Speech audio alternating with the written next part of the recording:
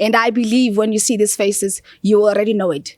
Defense in Focus. This is the podcast, the official podcast of the Department of Defense. My name is Major Evelyn Mashiani, otherwise known as Mesh. Today, I'm not running alone. I want us to dive right into it. Please, I'm with Major Njabulo. I'm so scared to call you with that name. Melchizedek, Mesh. Melchizedek. Can we all take it in similes? All right. Mel. Ki. The. Dek. Dek. Now be romantic about it. Melchizedek. Melchizedek. I don't even know Yes, how to be I don't even know how to be romantic. But hey, welcome. Today we are having one of the greatest people Indeed. in the house. Indeed. I don't want to jump the gun, but let's introduce the general in the studio today. Before I do that, let me give a bit of profile. The man we are with today has done it all. Oh, wow. First Intervention Brigade Commander, 3 times. Exercise Vuguhlome Division Commander, many a times. And I've Please. worked with him. Allow me. Yes. Exe? Exe. Unjani? Grand, how's it? I'm grand. Sure. General, thank you so much for coming. Thank you so much. We would like to know. Tell us, Tatoloch, who's Major General Patrick Njabulo Dube? Right. Okay, I'm Major General Patrick Njabulo Dube, hailing from Umlazi. That's where I was born, went to school there, Tolisu, lower primary school, ended up at Zwelibanzi High School. And then, of course, things happened in the mid-80s. I then left the country. I guess it was in me that at some point in time, we should see ourselves as free South Africans. Correct. And this is what we're enjoying today. A free South Africa indeed. For sure. And was it a passion, General, to be in the armed forces, or it just happened overnight? I'm from a family of teachers. Okay. My grandmother was a teacher. My mother is a teacher, or was a teacher. She retired some few years ago. My brother is a teacher. My cousins are teachers. So it was, innate that I should be a teacher. Okay. He wanted to break the silhouette. Yes. Yeah. But, for me, it was said also that I must be a teacher. Of course, I went to a college of education in Dumeso. Okay. But just on the line, wanting to register there, my name was already there. Okay. So it wasn't to be. And that's when I decided then that, no, this is not a good place for me. I then left the country to join Umkhonto weSizwe. I understand that was in Angola. Yes. Tell us about that. Well, in Angola, the inspiration there was to say, we must come back, liberate our country so that we can live as one. And this is what is happening here in South Africa, and also be integrated to the world. And that is what we achieved. Now, I believe the General is a family man, in spite of you being a Major General and Chief Director Force Preparation. Tell us about your family, sir. Well, I still do have a mother. I've got brothers. Wow. And, of course, as, life and as we grow, we do, in the midst of everything that is happening, realize that, hey, we should have families. And, man is not an island. After, of course, in 1994, then I integrated as a lieutenant, both in infantry as well as the technical service. And, I think fate then pushed me into infantry.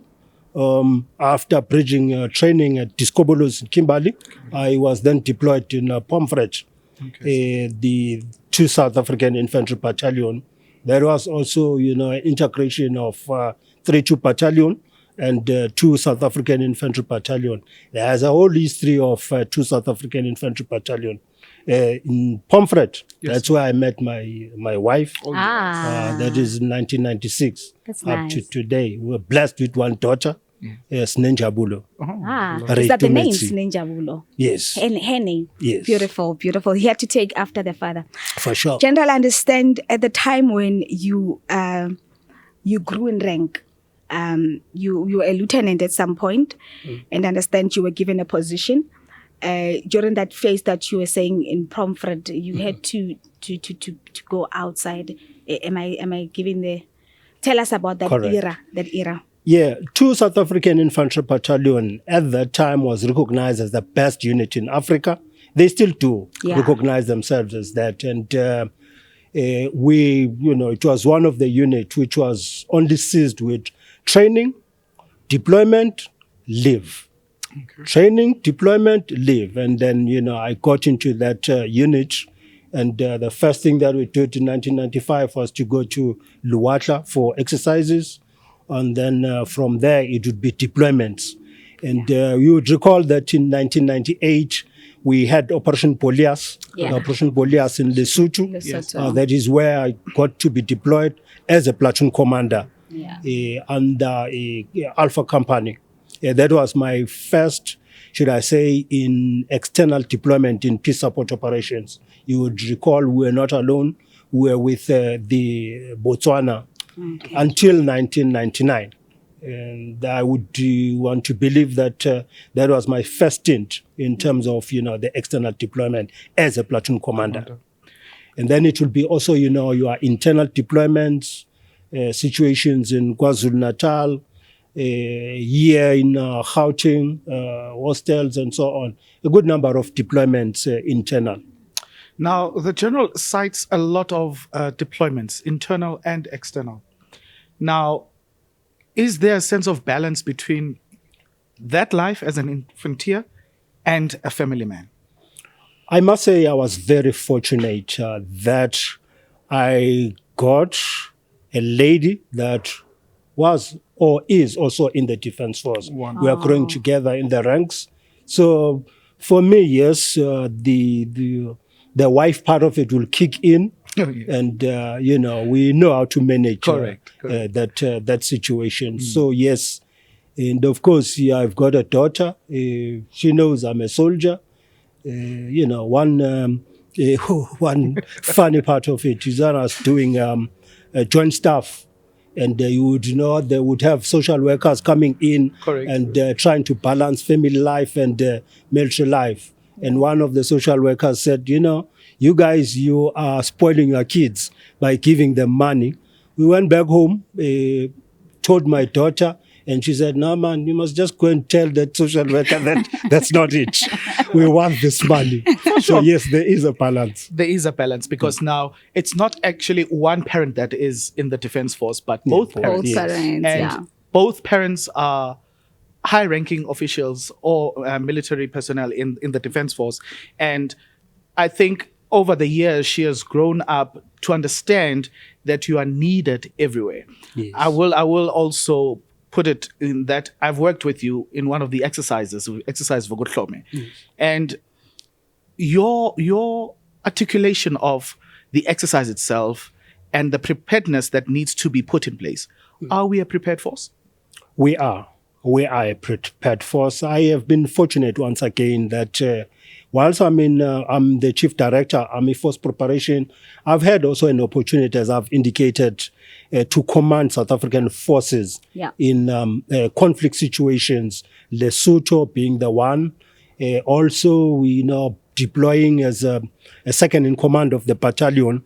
I think that must have been the first mission, or not the first mission, but in DRC, yes, where we deployed with 2 South African Infantry Battalion. I was deployed as a second in command of that battalion. We also, the commitment and the preparedness of South African soldiers became visible. I mean, there we were pacifying Kindu. Kindu is one of the provinces in DRC. Yeah. We were there. The mission was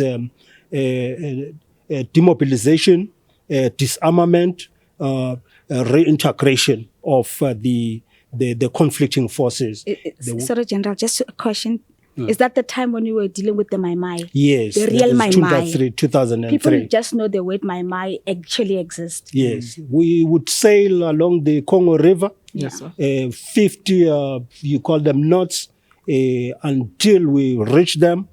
And then, as we were deploying 6 months at that time, So, I would want to believe that was really an achievement because Kindu was pacified. Yes. The leader of that my group there is now a general within the forces of the Republic of the Democratic Republic of Congo. Interesting.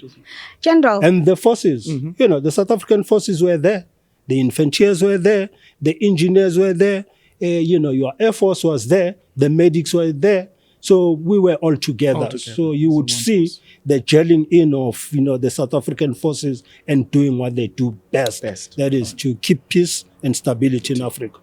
General, I'm very interested. Please tell us about the 2 pandemics you had to deal with. I understand the pandemic of Ebola. You were part of that. Just after you landed in South Africa, COVID-19. Take us through that. Okay, on that one again, you would remember that the conflicts in the Eastern Democratic Republic of Congo are, a daily thing, if I may use that term. Yes. So it happened also that I got deployed in 2013 as second in command of the Force Intervention Brigade. We were at that time mandated to neutralize M23. And we did that very well. I've got no regrets in that. And they were pushed up to Uganda. Yeah. At that time, I was the second in command of the brigade. The brigade was commanded by Brigadier General Mwakibwada of Tanzania. The second stint on the Force Intervention Brigade was in 2018 as now the brigade commander. Unfortunately, I stayed 27 months. Wow. On the 9th month, I received an email from New York to say you are staying. And that was December, having arrived in April. So I have not yet even finished 12 months. Yes. So as we went on, 2019, when we had Ebola, in the midst of that as well. So yes, precautionary measures had to be taken to ensure that our soldiers are safe and whilst also still fighting now the ADF. Whilst then I was about to come home, that is in 2020, Kutu, there comes Ebola. COVID-19. Which then I was supposed to come in April, but they kept on then saying, the situation is not yet good, you must stay 3 months until July. Wow. In July, then, I got promoted then in June to a major general. And really I had to try and not force my way out, but plead with the commanders that it is about time now. The next better man must come and do the job. Yeah, so I came back. General, you have vast experience in terms of command. Yeah, definitely. And do you think the level of command that you have now, do we still have it with the junior commanders that are in the force? We do. Okay. We do have. I mean, even myself, I was not born a commander, but I worked under a good number of other commanders as well. Correct. Way back in Mkhonto Wesizwe, coming back to South Africa as well, I was very fortunate to have, commanders that knew what they were doing. If I can just mention, maybe from the side of the SANDF, I worked under the Major General Tehude.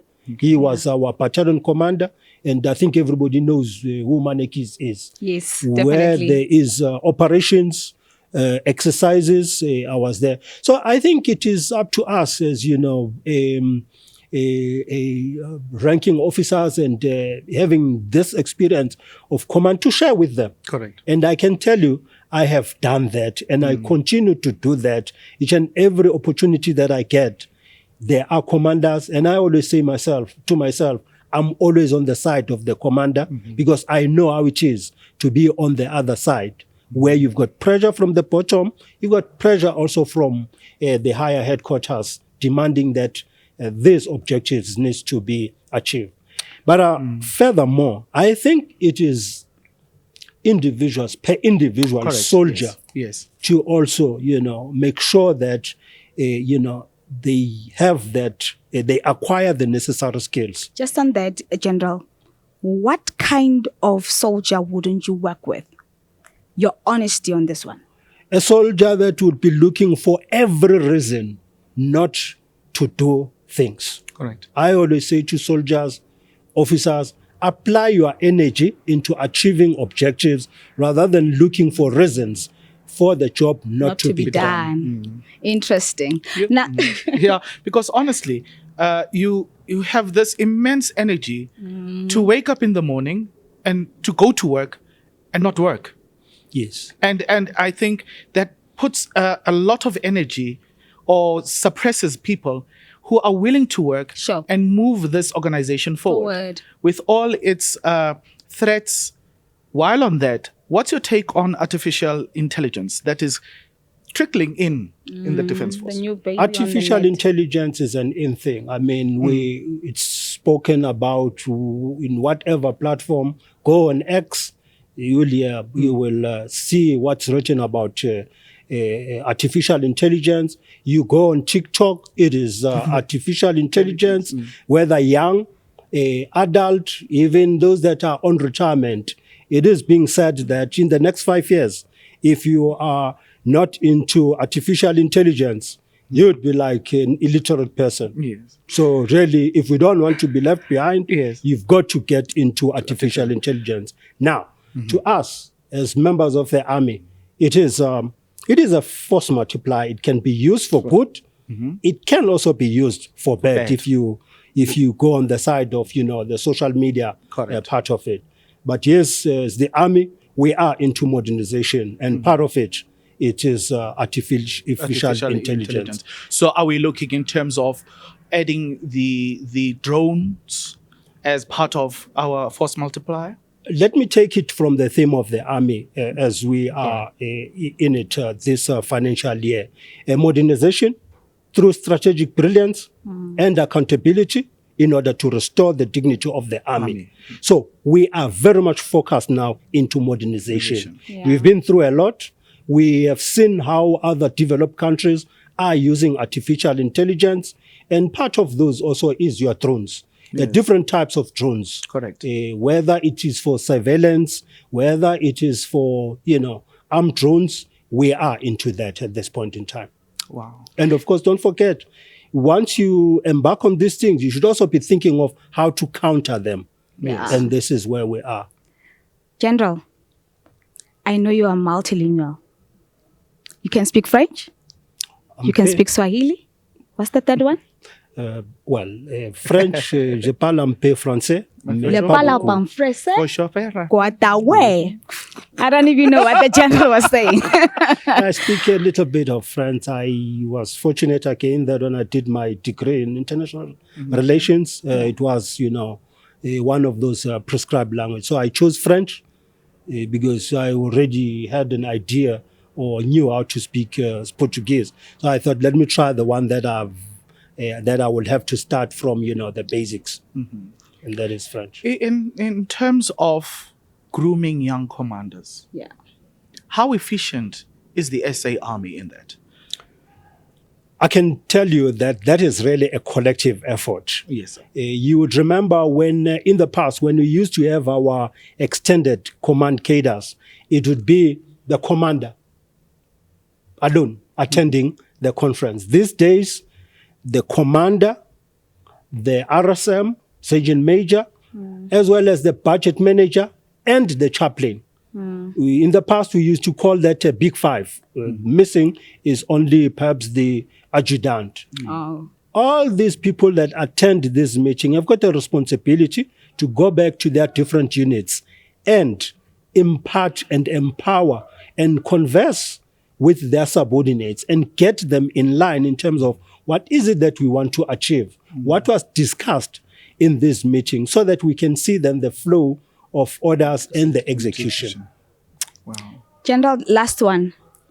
The military skills development exercise, the kids that come, what type of kids are we getting? I mean kids in the most respect. The youth. I know it is one of your passions. It is one of your desires.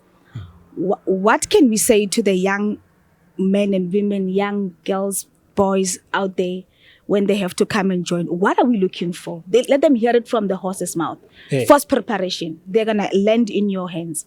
Well, these days, really, I'm into something. Maybe it's because I've heard that we are in earnest in the period of rejuvenating the Defence Force. Not long ago, I went to the police station for some other things.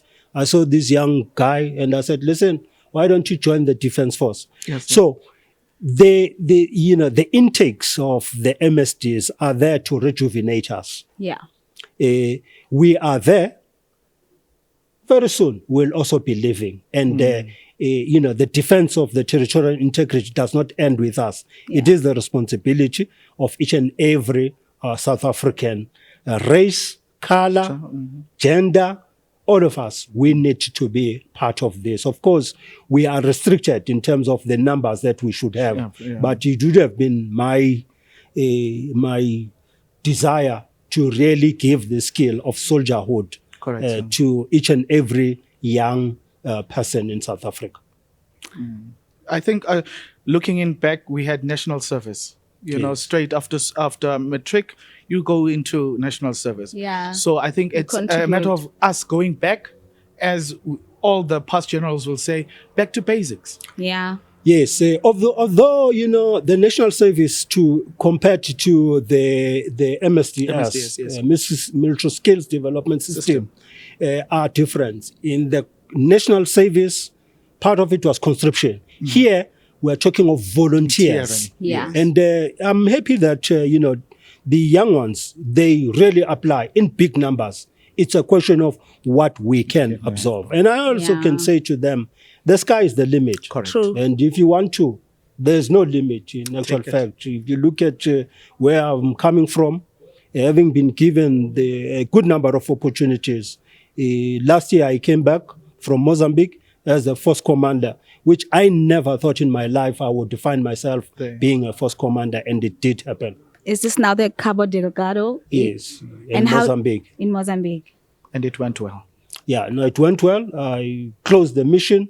And you would also, if you are following on what is happening in the media, it's quiet. Great stuff. Yes. Great stuff. Joshua, sorry to call you with that Bible name. I understand. I'm so sorry.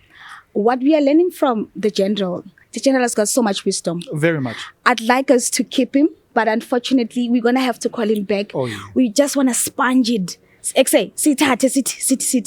Sure. See, and then we give it out to the public so they understand what is it like to be a soldier in uniform, and also to touch on the human side of things, because they always think we are as rigid, and I believe they can see there's nothing rigid about my general.